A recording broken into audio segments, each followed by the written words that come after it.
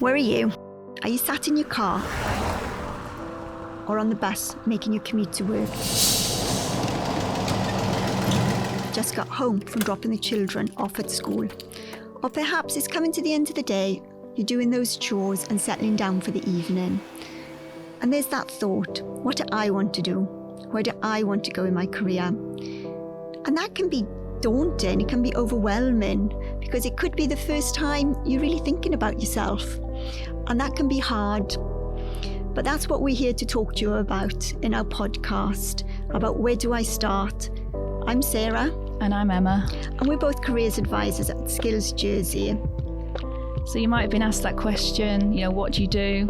And it can feel really uncomfortable when you're not proud of what that is that you're doing, or you feel like you've kind of lost your professional or personal identity around your career. But it's moments like that that can really give that kick, that inner voice telling us that something needs to change around this. But that question again might come, just how do I even start around this area? So this is what our podcast is about. Let's get started. Welcome to episode 1 of Where Do I Start? Sometimes the first step is sorting through the chaos, because life can get so busy. There are so many things demanding our time: work, family, personal commitments, life admin, all those emails, social media, Facebook, Twitter, Instagram. It's so busy, but now it's time to silence the noise and focus on you. We're kicking off episode 1 by looking at our values and how these are the foundation blocks to feeling rewarded in what we do throughout our career. So what do we mean by values? Values are the importance we place on something. This could be a good work-life balance, financial stability.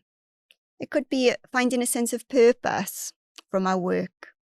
Values are personal, and you'll hold several different values, but it's tuning into the values that are most important to you, because these are going to be your driving force, whether you recognize it or not. Yeah, absolutely. And we don't really spend a lot of time reflecting on them in our life, because as you say, absolutely, we're all very busy. So this is why we thought we'd focus on this in the first episode and just take that time to reflect and think of it as a bit of a foundation block to building on. So we're joined today by our guest, John Liot, who wears many different professional hats as a mentor, photographer, podcaster, yourself, a student. And you're very busy. We're really thankful that you're here to join us today to share your own thoughts around values and your own journey as well in your career. It's an absolute pleasure to be here. So just to kick off, John, your career journey has got lots of different elements to it. It's really interesting. So can you just talk us through your journey to where you are now? Oh, God. Right. So we've got like 7 hours for this, haven't we? So I feel like I've got 2 separate career paths, right? The one that I went down, which was kind of purely for me, which was creative. And then the one which was like, I need to make money at some point, which is the one I'm kind of doing now. But they both intertwine and they both have like their offshots. So my career as such started, I suppose, when I was like, as many young people do, I want to go to university because I want to get a qualification in this so I can do this as a job, right? And for me, that was going to Sunderland University in 2009 to do magazine journalism, because I love video games and I read video game magazines and I was like, someone's getting paid to write about video games. I want to do that. So I went to Sunderland, dropped out after 2 months, and then really didn't know what I was doing with my life. Yeah. I'm skipping some bits because there's a whole story in there. I found photography when I dropped out of university, though, because I was essentially stuck in the north of England with nothing to do but a plane ticket back at Christmas. So I had this camera. It was the first time I'd really spent a lot of time with photography, and I just had free time. Ended up just doing it for fun. I was like, oh, this is keeping me busy. And that just developed into a hobby, into a passion, into me being back in Jersey going, I think I can make money from this. Mm. That led to me going back to university a few years later in 2012 to do photography. I finished that in 2015, came back to Jersey, tried for a solid year to make photography sustainable. But as is really common, getting into the creative industry and not really necessarily knowing how to navigate it, meant that I was making pockets of money here and there. Like some weeks I'd be like, I'm making more than my friends in finance. And then other weeks I'd be like, I don't have enough money for food. So that's a balance that wasn't particularly good. And then I got a girlfriend who loved the artistic side of me to start with, and then didn't like the financial instability not long afterwards. Was like, you need to get an actual job. And to be fair, I was like, you know what, I'm kind of sick of not having any money. So then I went down another career path. I started training as a counselor, and that was something I discovered whilst I was at university the second time. And that led me into Skills Jersey and actually working with people. And it kind of coincided with photography feeling a bit too self-serving for me, and going, I want to do something that actually helps people rather than it just being about me looking good or whatever. And yeah, then I did this job, and I've been here for 4 years now, and I've gone back to university to do my master's in psychology and trying to go on that way. So still do photography. That's a side gig. My working one-on-one with clients is like the thing that I just love doing in whatever capacity that is. And we will be talking during the series about the 80-20 career as well. You know, you don't have to get 100% out of what you do. Like your full-time job might be give you 80%, and then the 20% can be what you do in your free time, or it could be more than 20%. But yeah, and I think that is quite common now, isn't it? Just to have that split for many people. I feel like a lot of the clients that I work with, and kind of just for clarity on people being like, what do you do? I have a caseload of people that are typically teenagers who've finished school and are now like, what do I do next? I don't have that desire to go to university or know what job or industry I want to get into. Where do I go? So I'm there to help them kind of figure out a bit about themselves and, like I said before, like reflect on what's come before and what that can lead to going forwards. And yeah, I just kind of say to them, I'm surprised if I speak to any young person who has a mind to being like, I'm going to have just one job, because it's just not the case. Like I work with, I had a client who was a plumber who got super into crypto, but in like a good way, because he was actually making money rather than losing it all. But he already had understood, like, my job is not going to pay for me to stay in Jersey. I need to do more. I need to have this kind of entrepreneur mindset. And it's quite common that I see in a lot of people is they go, I want to do this job, but I want to do YouTube as well. Or, you know, there's just, I'm a builder, but I also DJ.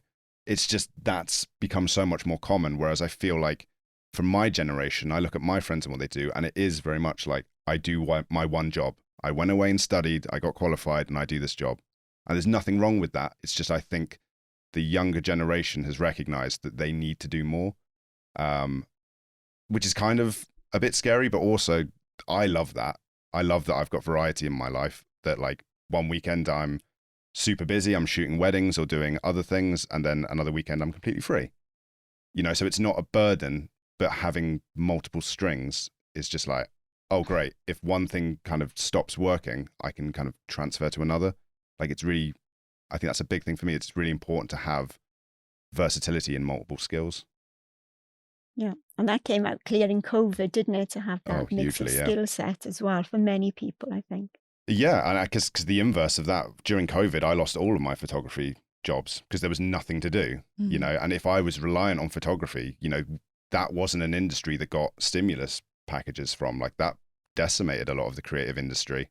And not to be like, well, at least I was fine, but there was a fact of being like, I'm really glad I had this job, which was secure.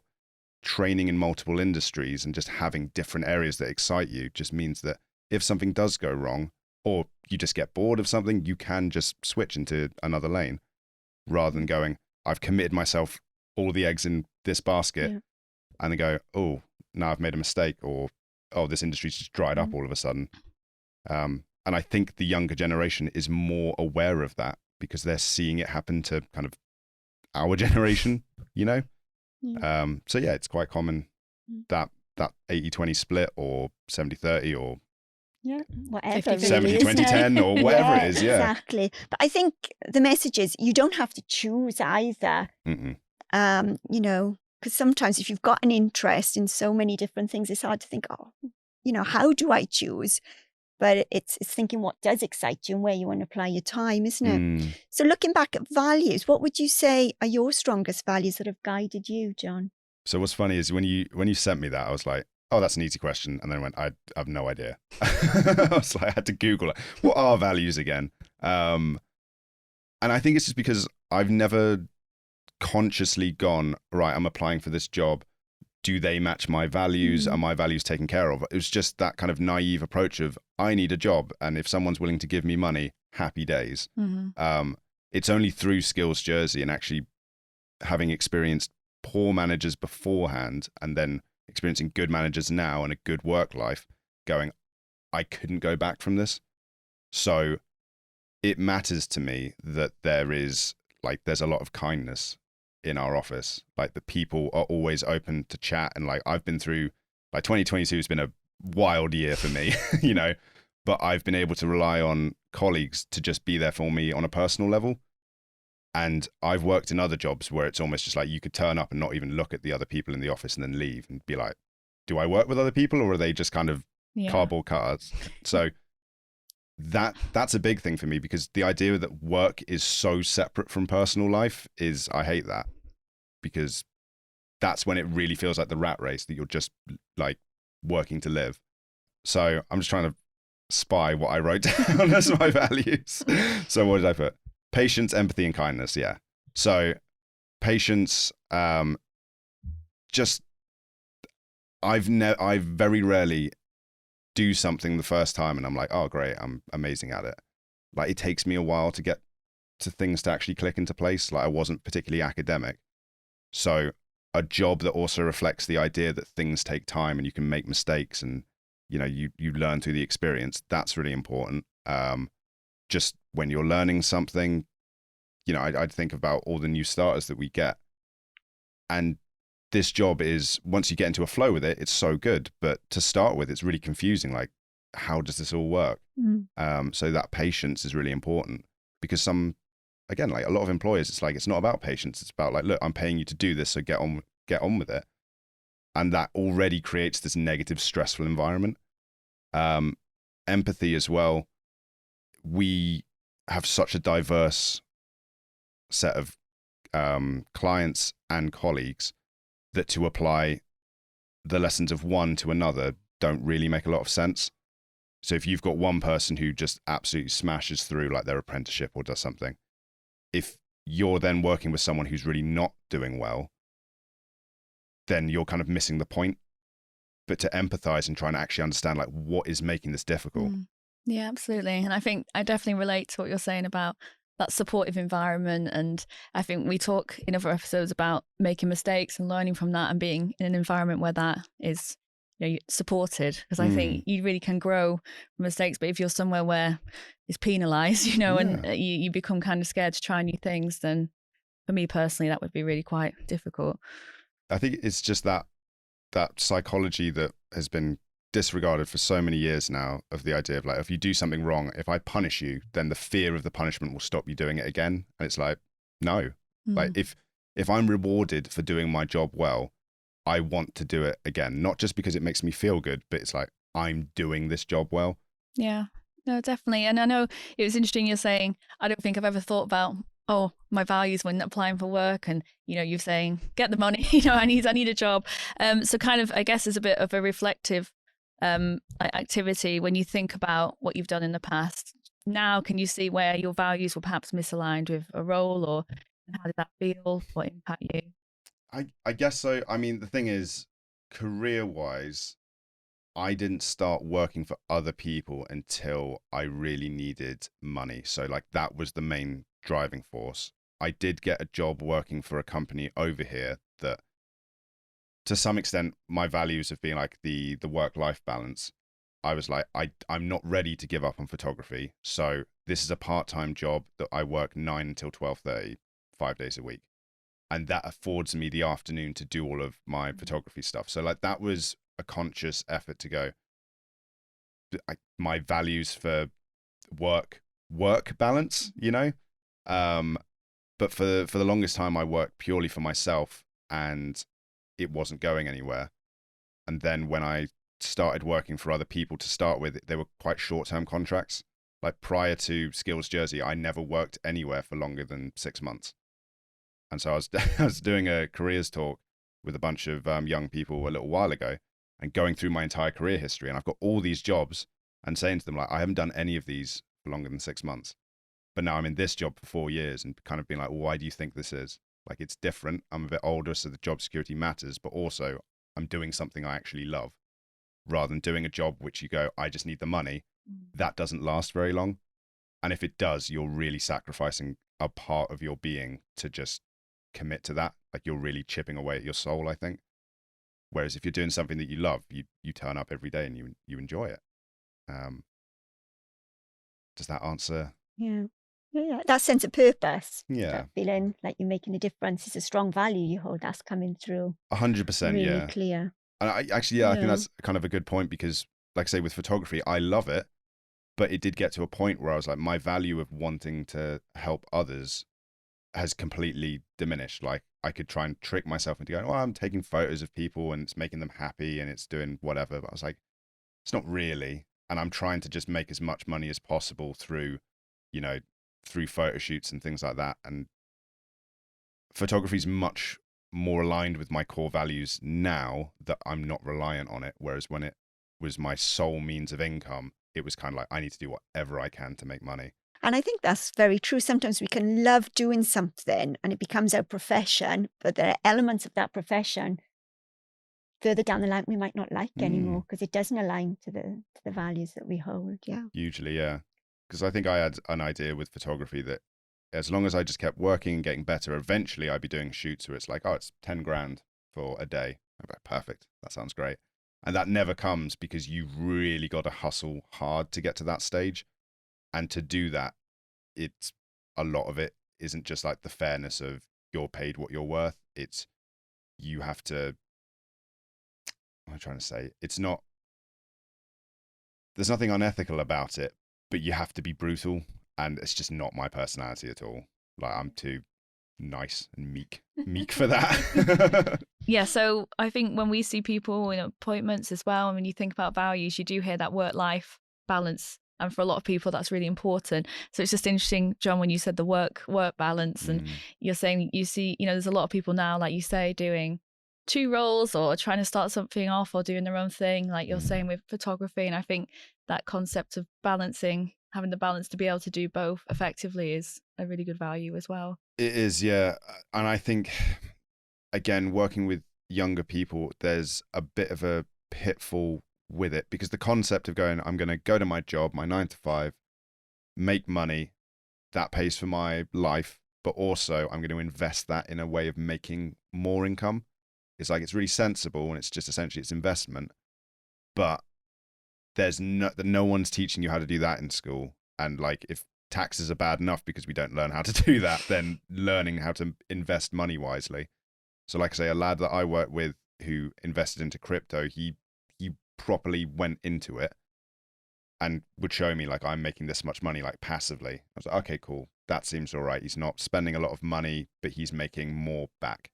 But I think for some people it can get quite dangerous because there is this growing sense of within the younger generation, like need to earn way more money than the generation before me because they see the fact that they can't, like people in my generation, like, oh, I can't own property. And they're like, oh, well, I want to, so I'm going to have to do all of this. And I guess it's just to say that's a new facet of kind of career development and working with young people, or even, doesn't have to be young people, actually, just going, I've got multiple jobs, and just trying to make sure that you don't burn out or you don't make risky decisions with stuff like this. Because I've had a few where they say like, oh, I want to do YouTube. I'm like, that's absolutely great. Don't do it with a view to making money though, because that will never work. Do it with a view to going, I like making stuff. And then if the money comes, amazing. But if it doesn't, at least you're having fun with stuff. And that's how I kind of view photography now. It's like, I'm not reliant on it and I have fun with it. And when it comes my way, perfect. But if I was like every weekend, I need money from this, then that's not a great way. That's not a great place to be in because there's other things out of a line in that sense. So yeah, the work balance. It's almost like a new It sounds horrible when you put it that way, Mm. because it's like, that's no time for life, just work. But if you can do that extra thing as something that you just passively enjoy, then it's not so much work, you know? Takes the work away Yeah, definitely. a little bit anyway. Yeah. Not totally, but Yeah. great. And yeah, so I think it's come up anyway again. And, again, a part of the work me and Sarah do when we're meeting people in appointments is, and they're perhaps looking to move to something new or apply for a role when it comes to value, is organizations and their own values. We have our own personal values as people, but when you're seeing roles out there and you're looking at companies, you'll often see information they have about their values and what they are. And I know we've talked a little bit about what's important for you in work, but what would you look for, in an organization if you were looking at, would I suit working there? Would I like it when it comes to values? I think it never really seemed to be a big thing for me, but more so now, the social element of, is this an organization that puts time and effort into actually getting people together and going out for things like, like we've got, within the team I work within, we've got a team breakfast coming up soon. And it's not something that we do all the time, but like every 3 months or so. And it's the most mundane way of just getting people together, but it's so nice. And I think that's the kind of thing that does actually matter to me, like breaking down the idea of, I only know my work colleagues when I'm in the office, and actually developing friendships with these people. That matters to me, because that's showing for me that the organization has a mindset towards understanding how humans actually work together and how they're productive. Like, the most productive people aren't the ones who are just in the office for the longest amount of time. They're the ones that are the happiest. And if a social element allows those people to feel like they're actually enjoying their life whilst working, then absolutely, that's huge. I like the idea of organizations that have an awareness of like environmental issues or charitable issues that can kind of get you out doing more things as well. It's not just self-serving for like profit margins for the company. I think more so now than ever, everyone's very conscious about their impact on the world. And I guess I would say, to a certain extent, it's probably overinflated to the point that it worries people to a negative degree. But that doesn't mean that it's not a big thing for a lot of people to just feel like, I'm taking from the world by just being here. Giving back in some respect allows me to feel like the balance is kind of being settled a little bit. So if my employer can help me to do that, that's amazing. Because if it's work and then you've got to go and do that yourself, that can burn you out a little bit. It's nice to just be like, right, today we're going off to do this. We're having a company retreat, and we're going to go and, I don't know, plant trees or something.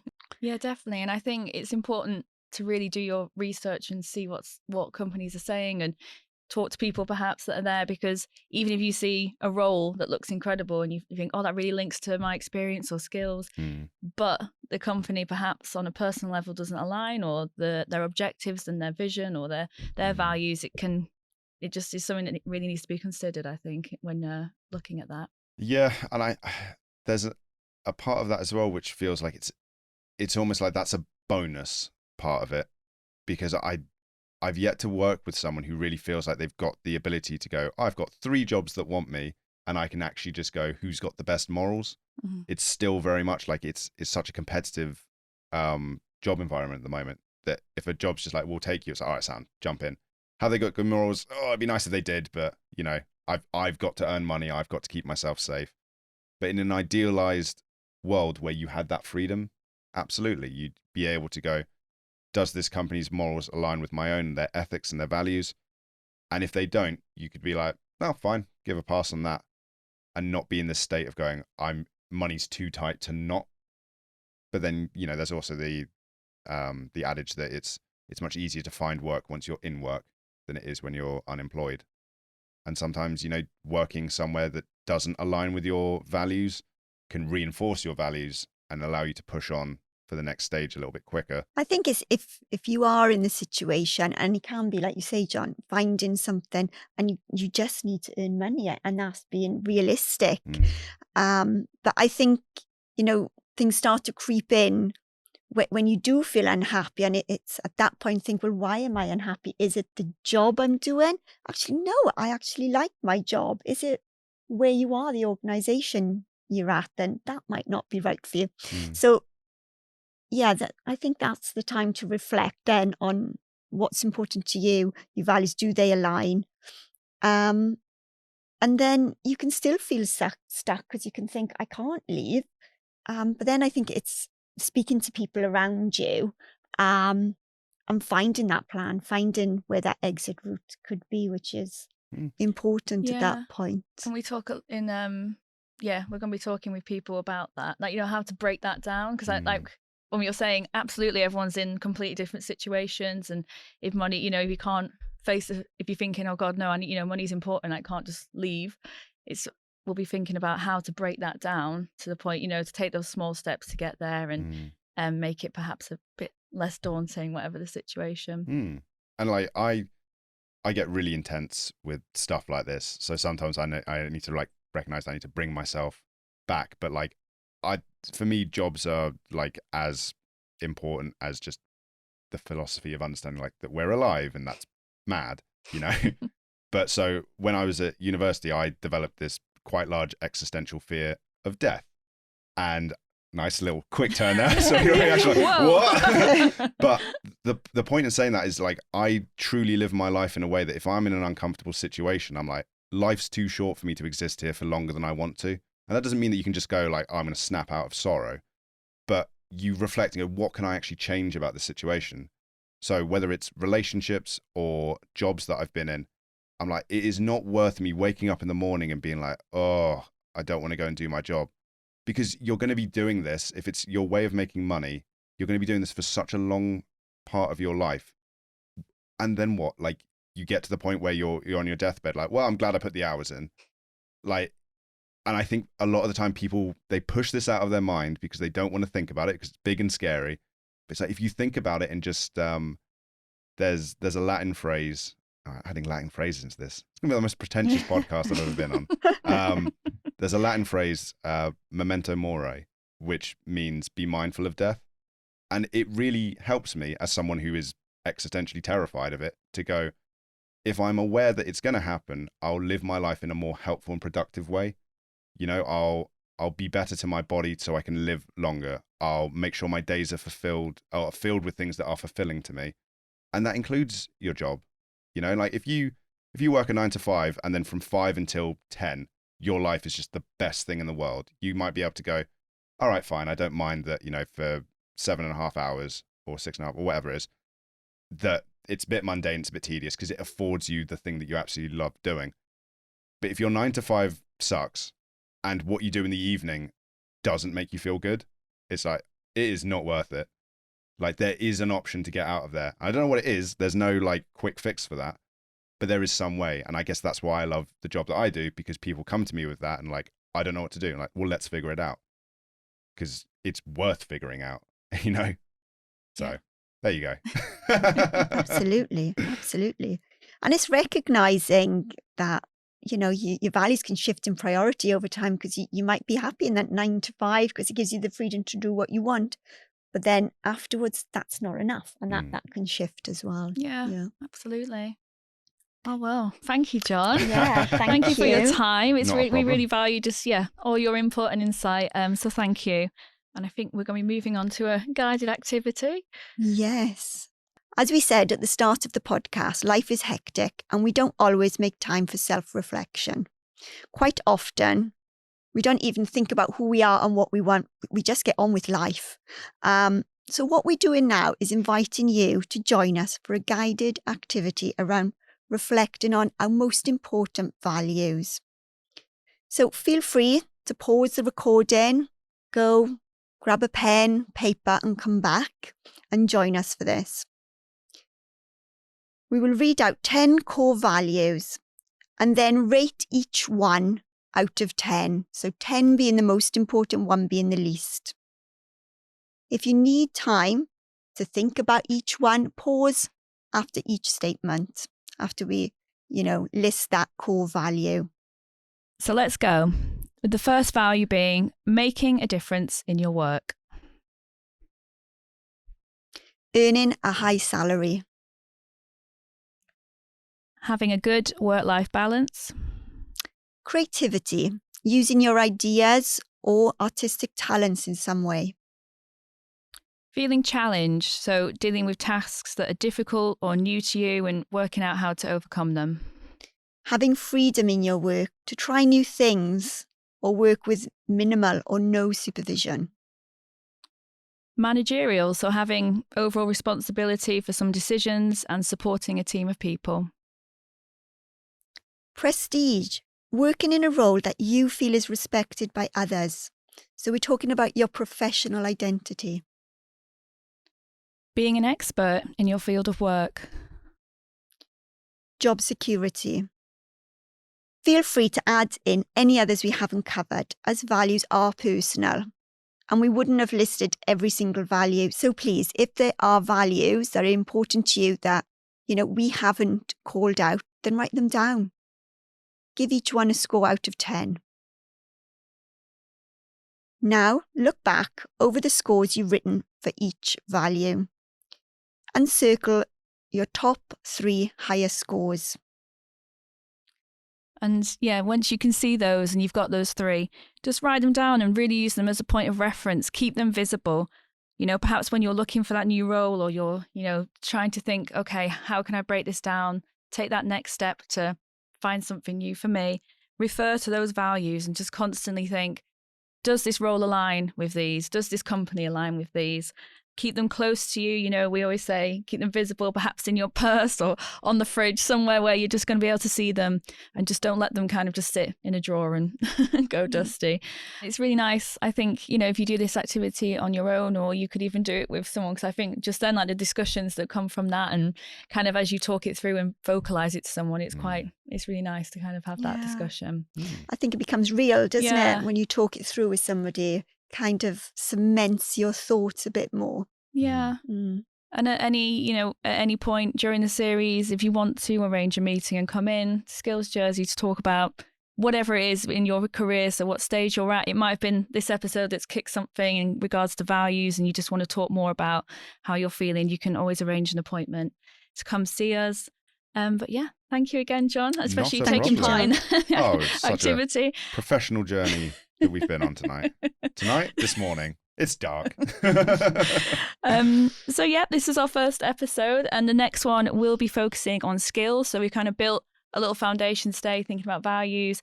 So our next episode will be looking at the skills we have, skills we can develop, and skills that are really important as we do look to the future and the future world of work.